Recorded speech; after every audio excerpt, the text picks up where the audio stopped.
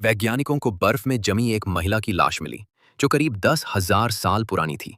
उसका शरीर बिल्कुल भी सड़ा गला नहीं था और त्वचा मुलायम और चिकनी थी।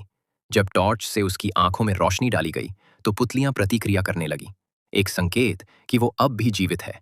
ब्रेन वेव जांच से पुष्टि हुई कि महिला जिंदा है। फिर बर्फ पिघलाने के लिए हीटर और ग्रिल लगाए गए। कुछ घंटों में वो पूरी तरह बर्फ से बाहर आ गई। उसे ऑपरेशन टेबल पर लिटाया गया। शरीर पर कोई चोट नहीं थी।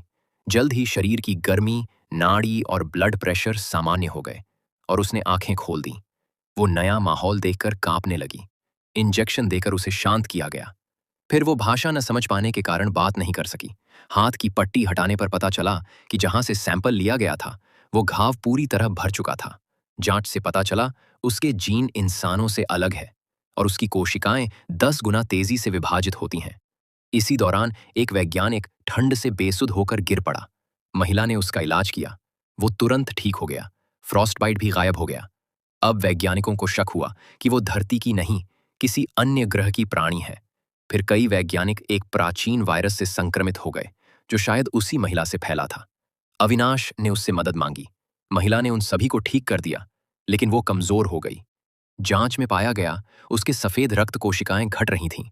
यदि वो बार बार दूसरों को ठीक करती तो खुद नहीं बचती। वैज्ञानिकों ने इलाज खोजने की कोशिश की और उसे कैद कर दिया, लेकिन वो जानती थी कि वायरस उसी के कारण फैला है।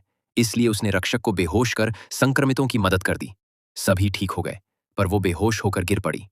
विज्ञान उसकी जान नहीं बचा सका। अंत में उसने 2 शब्द कहे और हमेशा के लिए चली गई।